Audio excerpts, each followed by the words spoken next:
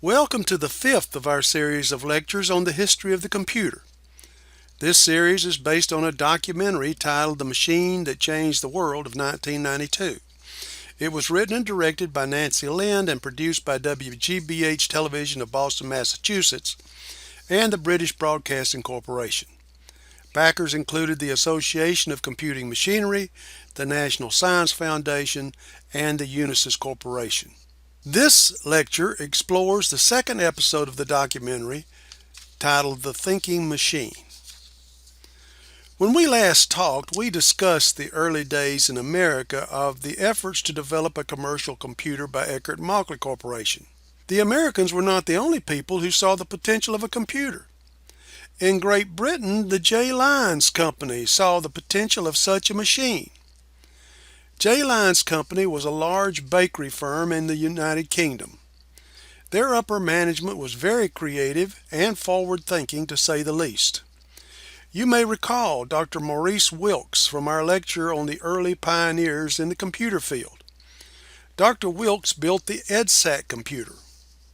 Well, J. Lyons was one of the sponsors that helped fund much of the research on the EDSAC machine. Let's go take a look at a site on the Lyons Company. It was a bakery.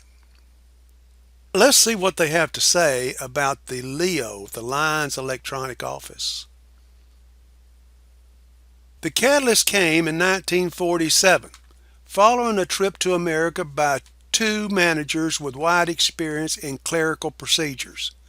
On their return, they produced a report for the Lyons board, which basically said that electronic computers hold the key to office efficiency, and for £100,000, Lyons could build one themselves, which would show a saving in office expenditure of £50,000 a year.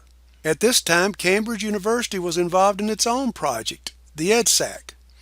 This was designed for academic calculations and quite inappropriate for office work, but Lyons did see the potential of the new technology. However, they did not want to play a passive role, merely keeping in touch, and in due course acquiring machines as they became available for manufacture.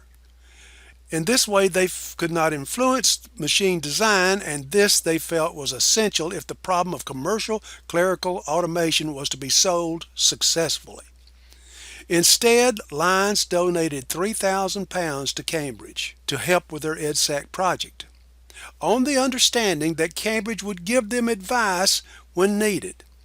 Maurice Wilkes, who headed the Cambridge team, thought Lyons had taken a leave of their senses, but was happy to go along with the idea.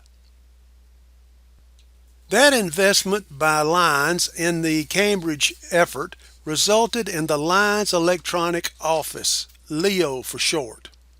And LEO preceded Eckert & Mauchly's UNIVAC for the honor of being called the first commercial computer in the world. Other companies would become interested in LEO, and soon Lyons was in the computer business in addition to the pastry business. Eventually, the product line was purchased by Fujitsu. Back in the U.S., the Eckert & Mauchly Company was still struggling with budget overruns, missed schedules, and lack of cash. Finally, it all caught up with them, and the company sold out to Remington Rand. Remington Rand was a very successful company that manufactured a large variety of products, from electric razors to key punch machines and typewriters. They added computers to their line of products by buying Eckert & Mauchly's company in 1950. In 1951, it was Remington Rand that delivered the UNIVAC to the Census Bureau. Now we come to Big Blue, IBM. The president of IBM, Thomas Watson, Sr., had no interest in the computer business. The company was a major supplier of key punch equipment, and Mr. Watson did not see any reason to expand into computers. Their first attempt was the IBM 701. Which was their first large computer based on vacuum tubes. Since Mr. Watson didn't think there was really a market for a commercial computer, the 701 was used primarily for government and research work. However, his son, Thomas Watson Jr., did not agree. After much discussion, the son finally convinced his father that the company really needed to be in the commercial business in order to survive. Let's check IBM Site. And just as his father saw the company's future in tabulators rather than scales and clocks, Thomas Watson Jr. foresaw the role computers would play in business, and he led IBM's transformation from a medium-sized maker of tabulating equipment and typewriters into a computer industry leader.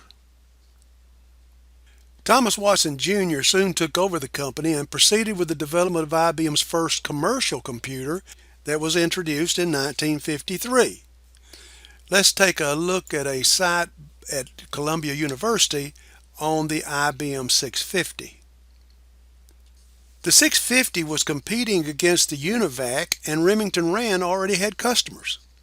However, IBM very soon thereafter began outselling the UNIVAC, but not necessarily because they made a better product. They had a better sales force, and they had designed the 650 to work with their existing key punch equipment, which enabled them to sell to their already established customer base. They had projected that they might sell 50 of these machines. By 1955, they had already delivered more than 75. And within another year, there were 300 IBM 650s installed. Here are some interesting statistics on the IBM 650. The CPU was 5 feet by 3 feet by 6 feet and weighed 1,966 pounds. The power unit was 5 feet by 3 feet by 6 feet and weighed 2,972 pounds. And these two rented together for $3,200 a month. That was the price of a small house in some areas in 1953. A card reader punch was the I/O unit, weighing 1,295 pounds and rented for $550 a month. A couple of other interesting facts about the IBM 650 are, for one, it was not a binary computer. It was decimal. And two, IBM called it an automatic calculator, not a computer. By the end of the 1950s, though, it was called a computer. This information is courtesy of Columbia University and their www.columbia.edu website. Some authors, including the writers of the Thinking Machine episode, attribute the success of IBM to the fact that the computer used the same cards as the other equipment of IBM. Actually, the output of a 650 program was on punch cards. The user would take the deck over to a counting machine to print it out. Thomas Watson Jr. himself said that if Remington Rand had just concentrated on the UNIVAC, they would have probably been much more successful. Instead, their attention was spread over a much larger product line, which allowed IBM to grab the market. IBM continued to support the 650 until 1969, although the IBM 360 became the dominant commercial IBM around 1963. So, in this lecture, we learned of Remington Rand's purchase of the Eckert Computer Corporation. We also found out that it was actually a British company that delivered the world's first commercial computer, the Leo. And we saw the entry of IBM into the computer business with their IBM 650. Okay, let's take a break here and look over our notes for this lecture. When we return, we'll continue with our series of lectures on the history of the computer.